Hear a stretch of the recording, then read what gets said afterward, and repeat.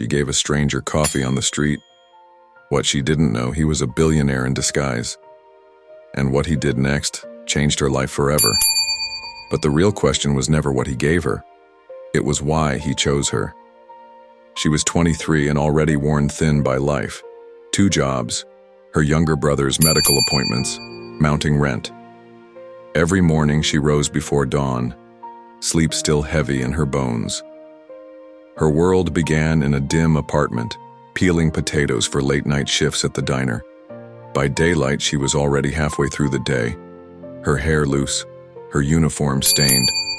But she carried on. This was survival, quiet, relentless, real. Yet in the middle of it, she found a moment for someone else. On street corners near the bakery, she kept a routine. Buy 2 coffees, one for herself, one for a homeless man whose cardboard sign was folded like his shoulders. She never called him sir. She called him friend. She perched on stoops, shared a joke, listened without judgment. No Instagram posts, no headlines, no charity publicity. Just a young woman helping another human being, day after day. Meanwhile, somewhere beyond her story, a billionaire set out to test the boundaries of empathy. He lived as one of the invisible, an experiment in human decency. And over time, the lens of his test focused on her. She didn't know someone powerful was watching. On the other side of town, there lived a man with unimaginable wealth, a tech titan who built a global empire by 30. Yet, despite the accolades, press praise, and boardroom applause, he vanished. No cameras, no public appearances, just a single message left in the wind. I'm done. He stepped away, not because he had lost everything, but because he felt he'd lost himself. Whispers filled newsrooms, burnout, moral exhaustion, a man disillusioned by the polished facades of success. Rumors flew that he was on sabbatical. Some said he was preparing a comeback, but the truth was, he disguised himself. He lived among the unseen. He became invisible. He chose the streets. For 6 long months, he shed his identity. No suits, no security, no screens. He walked with the displaced, listened to their stories, felt the sting of rejection, watched as passerby after passerby rushed past him. He carried a sign, weathered by rain, marked by words that didn't belong. He kept a journal, each entry a mirror to humanity. Day 17. The waitress refuses to serve me. Day 23. Someone gave me change and asked if I ate today. It was in those quiet observations that he realized something important. He didn't expect to meet her. She was just another face in the rain, until she wasn't. There she was every morning, offering coffee, her voice warm, genuine, not curiosity, not pity, real kindness. For him, that was the disruption he hadn't anticipated. What started as a test of empathy had evolved into a discovery. He wrote in his journal, "She sees me, not as an unseen statistic, but as a person. She doesn't know who I am, doesn't care, and that changes everything." They say the most powerful connections are silent ones, forged in consistency, not grand gestures. That was true here. Every morning, she stopped. Same coffee, same seat on the cold curb, same tired man with eyes that didn't quite match his worn clothes. She brought him warm food wrapped in tinfoil, a weathered copy of Tuesdays with Maury, even a small blanket on one rainy morning when the storm rolled through like it was punishing the city. They talked, not like a stranger and a beggar, but like 2 people cut from something deeper. Dreams, regrets, purpose. He asked her what she wanted from life. She didn't hesitate. To matter, she said. To make someone feel safe in a world that rarely is. She never once asked about his past, never probed his failures, never seemed to care about what he owned, only what he understood. He listened. He told her stories, disguised as a friend's, about boardrooms, betrayals, and billion-dollar decisions. She shrugged, amused. She said, I don't trust people with money. They always want something." He didn't flinch, but that night, in the journal he kept folded inside his coat, he wrote 7 words. "She sees through everything but never judges." Every day she came, something in him shifted. A man who had built empires was being rebuilt by someone who had nothing to give but time and honesty. Every day, she saved him, without knowing it, and she still didn't know who he was. Weeks passed. After the rain, after the photo posts, after the whispers, Amara's life carried on. Work, her brother's appointments, quiet hope. Then came the unexpected. An envelope, no return address, just her name, typed and centered. Inside, downtown 8th floor. Your presence is requested. No explanation, no signature, only a time, and a place that felt like a dream she couldn't afford to believe in. That evening, she stepped into a marble lobby she'd only ever glimpsed on tax forms and passing advertisements. The security guard, silent, nodding. The elevator, buttons beneath glass. A soft chime. An ascent. The doors opened to a view of the city so high it almost felt fictional. Then, she saw him. A figure in a tailored suit, flanked by 2 associates. He turned, extended a hand, confident, calm. He wasn't the man she had known. He was more. His voice, measured, intentional. "Amara, I've been looking for someone real, someone with heart." Footage, her in the rain, sharing coffee, offering a crumpled dollar. What flashed on those screens were quiet acts of kindness, the kind the world never applauds, captured only because he had been watching. "I went undercover," he said. "I needed to find someone who treats humanity like it still matters, and I found you."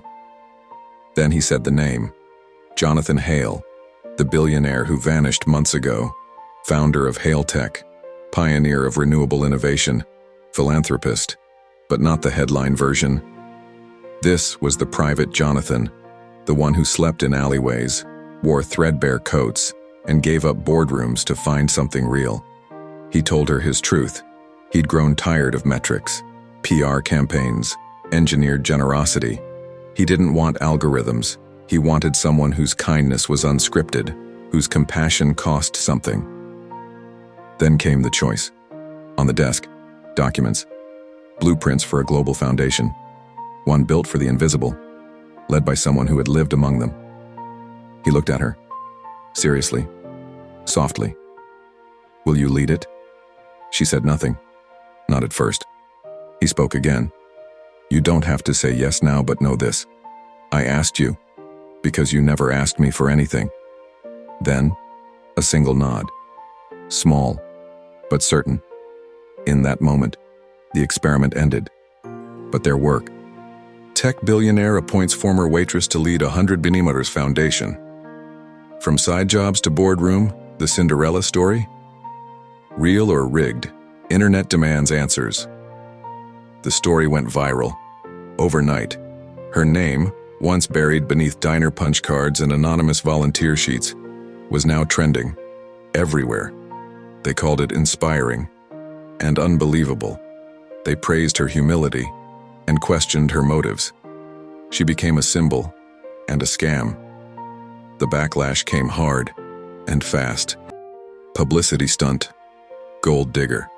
Anonymous profiles surfaced, old photos, invented narratives, pointed questions. Why her? Why not someone with credentials? What did she do to earn this? She didn't respond. She couldn't.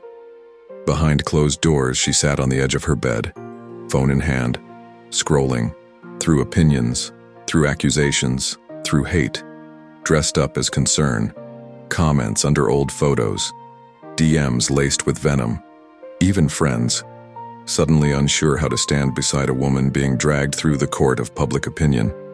And in the quiet, the question crept in. What if they're right? What if I don't belong here? Even the strongest hearts can fracture under scrutiny. Doubt doesn't always scream. Sometimes it whispers. That week, she almost turned it all down. Almost. Then, he called. No cameras, no boardroom, just a voice. Steady, kind. I knew this would happen, he said. The world mistrusts quiet strength because it doesn't shout. But that's exactly why I chose you. He didn't offer her a press release or a counter-narrative. He reminded her of what she already knew.